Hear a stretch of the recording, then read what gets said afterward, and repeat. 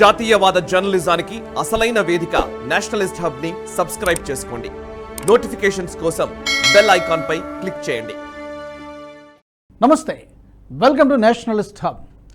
రాజకీయాల్లో యాంటీ ఇన్కంబెన్సీయే కాదు, pro incumbency కూడా ఉంటుందని మోదీ, అమిత్ షా కొత్త నిర్వచనం ఇచ్చారు. ఏదైనా ఒక పార్టీ నేతృత్వంలో ప్రభుత్వం ఏర్పాటైందంటే 5 ఏళ్ల తర్వాత వ్యతిరేకత ఉంటుందని, అది 10 సంవత్సరాలకు మరింత ఎక్కువ అవుతుందని, అలా కాలానుగుణంగా పెరుగుతూ చివరికి ప్రభుత్వం పడిపోయే దశకు చేరుకుంటుందన్నది రాజకీయ విశ్లేషకులు చెప్పే మాట.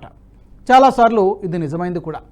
పార్టీ పరంగా ఎంతో చరిత్ర ఉన్నా కూడా యాంటీ ఇన్కంబెన్సీని తట్టుకోలేక పతనమైన ఉదాహరణలు ఎన్నో ఉన్నాయి. ఈ ఉదాహరణల్ని వెతుక్కోవడానికి ఎంతో దూరం వెళ్లాల్సిన అవసరం లేదు. కొద్ది రోజుల క్రితం జరిగిన తెలంగాణ అసెంబ్లీ ఎన్నికల్ని పరిశీలిస్తే సరిపోతుంది. ఉద్యమ నేతగా ప్రజల్లో సుస్థిర స్థానం సంపాదించుకున్న కేసీఆర్ సైతం ప్రజా వ్యతిరేకతకు తల వంచాల్సి వచ్చింది. టీఆర్ఎస్ అలియాస్ బీఆర్ఎస్ 10 ఏళ్లు అధికారంలో ఉండడం, ఆ సమయంలో ప్రభుత్వ పరంగా తప్పిదాలు జరగడం, బీఆర్ఎస్ ఓటమి పాలవడం వంటివి జరిగాయి. దేశంలో అన్ని రాజకీయ పక్షాలది ఇదే దారి. కానీ మోదీ, అమిత్ షాల నేతృత్వంలోని బీజేపీ మాత్రం ఇందుకు కాస్తంత భిన్నంగా కనిపిస్తోంది. రాజకీయాల్లో యాంటీ ఇన్కంబెన్సీ మాత్రమే కాకుండా ప్రో ఇన్కంబెన్సీ కూడా ఉంటుందన్న సరికొత్త అర్థాన్ని లిఖించడంలో వారిద్దరూ విజయం సాధించారు. మరి దేశంలోని అనేక రాజకీయ పక్షాలకు, కొన్ని రాష్ట్రాల్లోని బీజేపీ ప్రభుత్వాలకు సాధ్యం కానిది కేవలం మోదీ, షా ద్వయానికి మాత్రమే ఎలా సాధ్యమైంది అనే విషయాల్ని తెలుసుకునే ప్రయత్నం చేద్దాం. మోదీ, అమిత్ షా ద్వయాన్ని చూసి కృష్ణార్జునుల బంధం అన్నారు ప్రముఖ సినీ నటుడు రజనీకాంత్. నిజంగా వీరిద్దరూ కలిసి ఎన్నికలకు వెళ్తే కురుక్షేత్ర సంగ్రామంలా ఓటమెరిగిన వీరులే అంటారు రాజకీయ విశ్లేషకులు. 2001 గుజరాత్ భూకంపం తదనంతర పరిణామాల నేపథ్యంలో అప్పటి సీఎం కేశుభాయ్ పటేల్ని తొలగించి మోదీని సీఎం చేసింది పార్టీ అధిష్టానం. అక్కడి నుంచి మొదలైన మోదీ, అమిత్ షా ప్రస్థానం ఇప్పటికీ కొనసాగుతూనే ఉంది. వీరిద్దరూ కలిస్తే ఏ ఎన్నికలైనా సరే ఎదుర్కోగలరని గుజరాత్ అల్లర్ల తర్వాతే దేశానికి అర్థమైంది. 2002లో గోద్రాలో కొంతమంది ముస్లిం మతవాదులు రైలును తగలబెట్టేశారు. రామమందిరం కోసం ఉద్యమించిన కరసేవకులు ప్రయాణించిన బోగి ఈ ఘటనలో దగ్ధమైంది. పక్కా ప్రణాళికతో ఈ దారుణానికి ఒడిగట్టడంతో కరసేవకులు ప్రాణాలు కోల్పోయారు. దీంతో ఆ రాష్ట్రంలో అల్లర్లు మొదలయ్యాయి. హిందూ ముస్లింల మధ్య ఘర్షణ చెలరేగింది. ఇందులో 100 మంది ప్రాణాలు కోల్పోయారు. ఈ ఘటనలో మోదీపై ప్రపంచవ్యాప్తంగా వ్యతిరేకత మొదలైంది. అసలే హిందూ ముస్లిం ఘర్షణ, అందులోనూ మైనారిటీలకే ఎక్కువ మద్దతిచ్చే రాజకీయాలు ఉన్న కాలంలో ఈ ఘర్షణ జరిగింది. ఆ సమయంలో మోదీ రాజకీయ భవిష్యత్తు పూర్తిగా అంతమైందని అందరూ అనుకున్నారు. కానీ మోదీ, అమిత్ షా ప్రజాక్షేత్రంలో తమ బలాన్ని నిరూపించుకున్నారు. అల్లర్లు జరిగిన వెంటనే ఎన్నికలకు వెళ్ళి మరోసారి గెలిచి యావత్ దేశాన్ని ఆశ్చర్యపరిచారు. అక్కడి నుంచి మొదలైన వీరి ప్రయాణం అనేక ఒడిదుడుకులను ఎదుర్కొంది. మోదీ గెలవగానే మొదటగా గుజరాత్ను దేశానికే మోడల్గా చేసేలా అభివృద్ధి చేయగలిగారు. మెరుగైన వ్యూహంతో ముందుకు సాగుతూ ఆ రాష్ట్ర ప్రజల్లో సుస్థిర స్థానం సంపాదించుకున్నారు. మోదీ తప్ప తమ రాష్ట్రాన్ని మరెవ్వరూ అభివృద్ధి చేయలేరనే భావనను ప్రజల్లోకి తీసుకెళ్లగలిగారు. 10 ఏళ్ల పాటు తిరుగు లేకుండా ప్రభుత్వాన్ని నడిపించి 3వసారి గెలిచారు. ఆ తర్వాత మోదీని పార్టీ అధిష్టానం ప్రధానమంత్రి అభ్యర్థిగా ప్రకటించింది. దీంతో గుజరాత్ మోడల్నే దేశవ్యాప్తంగా చూపుతూ ఎన్నికల్లోకి వెళ్లారు. మోదీ, అమిత్ షా వ్యూహంతో దేశవ్యాప్తంగా బీజేపీ 282 ఎంపీ సీట్లను గెలుచుకుంది. అక్కడి నుంచి దేశంలో మోదీ మార్కు మొదలైంది. ప్రభుత్వ పరంగా ఎన్నో పథకాలను, మరెన్నో సంస్కరణలను తీసుకొచ్చారు. ముఖ్యంగా మొదటి టర్మ్లో తీసుకొచ్చిన సంస్కరణలతో ప్రజా వ్యతిరేకత కాకుండా ప్రజల నుంచి ఆమోదం లభించింది. చరిత్రాత్మక నోట్ల రద్దు సమయంలో దేశంలో కొన్ని ఇబ్బందులు తప్పలేదు. గంటల కొద్దీ క్యూలైన్లలో ప్రజలు నిలబడే పరిస్థితి వచ్చింది. అప్పట్లో దీన్ని ప్రతిపక్షాలు తీవ్రంగా వ్యతిరేకించాయి. నోట్ల రద్దు వల్ల ప్రజలు తీవ్ర ఇబ్బందులకు గురయ్యారని విమర్శించాయి. ఇక ఎన్నికల సమయంలో రఫేల్ కుంభకోణం జరిగిందని ప్రతిపక్షాలు కోర్టులకెక్కాయి.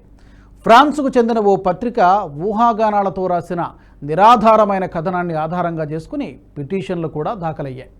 సరిగ్గా ఎన్నికల తరుణంలో ప్రతిపక్షాలు ఈ పని చేయడంతో మోదీని రాజకీయంగా ఇబ్బంది పెట్టవచ్చని భావించాయి. కానీ ఇదేమీ జరగలేదు. గతంలో కంటే మరిన్ని ఎక్కువ సీట్లు వచ్చాయి. ఇక 2వసారి ఎన్నికల్లో విజయం సాధించగానే మోదీ భారీ సంస్కరణలు చేపట్టారు. ఆర్టికల్ 370 రద్దు, రామమందిరం తీర్పునకు అడ్డంకులు తొలగించడంతో పాటు అనేక సంస్కరణలు చేశారు. దీనికి తోడు దేశాన్ని ప్రపంచం ముందు విశ్వగురు స్థానంలో నిలబెట్టడానికి ఎన్నో కార్యక్రమాలకు శ్రీకారం చుట్టారు. ముందుగా విదేశాంగ విధానాన్ని పటిష్టం చేశారు. గత 7 దశాబ్దాలుగా భారత్ రష్యాపైనే ఎక్కువగా ఆధారపడుతూ వస్తోంది. అనివార్య కారణాల వల్ల ఇది జరిగింది. అమెరికాతో కొన్ని కొనుగోలు జరిపినా అంత ఎక్కువగా ఉండేది కాదు. మోదీ వచ్చిన తర్వాత దీన్ని సమూలంగా రూపుమాపారు.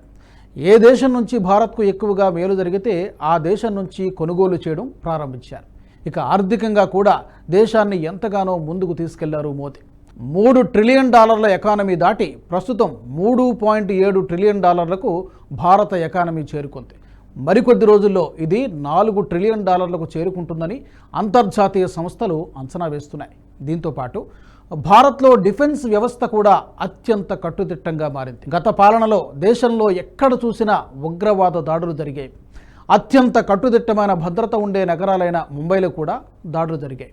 అయితే మోదీ వచ్చాక సర్జికల్ స్ట్రైక్స్ నిర్వహించడం వల్ల ఉగ్రవాదులు అటువంటి సాహసం చేయడం లేదు. దీంతోపాటు ప్రస్తుతం పాకిస్తాన్లో భారత వ్యతిరేక శక్తులన్నీ అంతమవుతున్నాయి.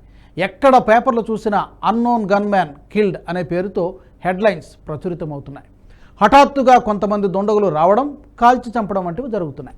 అయితే ఈ హత్యల వెనక ఉన్నది ఖచ్చితంగా భారత నిఘా సంస్థ అని చెప్పలేం. కానీ కేవలం భారత వ్యతిరేకులు మాత్రమే మరణిస్తూ ఉండడంతో దీని వెనక ఏదో ఒక శక్తి ఉందన్నది మాత్రం కాదనలేని సత్యం. ఇక దేశంలో సాంస్కృతిక పునరుజ్జీవనం కోసం మోదీ ఎంతగానో కృషి చేశారు. అయోధ్య రామాలయ నిర్మాణానికి లైన్ క్లియర్ చేయడంతో పాటు ఉజ్జయిని మహంకాళి కారిడార్ను నిర్మించడం, కాశీ కారిడార్తో పాటు దేశంలోని ఎన్నో ఆలయాలను పునరుద్ధరించారు. దీంతో పాటు కాశీ తమిళ సంగమం, సౌరాష్ట్ర తమిళ సంగమం ఏర్పాటు చేయడం ద్వారా దేశ ప్రజలను ఏకతాటిపైకి తెచ్చేందుకు ప్రయత్నం చేశారు. మోదీ తెచ్చిన ఇటువంటి కార్యక్రమాల ద్వారా దేశ ప్రజల్లో బీజేపీపై సానుకూలత వ్యక్తమైంది. సాధారణంగా ప్రభుత్వాలపై వ్యతిరేకత వ్యక్తమవుతుంది. కానీ మోదీ చేపట్టిన కార్యక్రమాల ద్వారా అది కాస్త ప్రో ఇన్కంబెన్సీగా మారిపోయింది. మోదీ తప్ప మరెవరూ ఇది చేయలేరన్న భావన ప్రజల్లో నాటుకుపోయింది.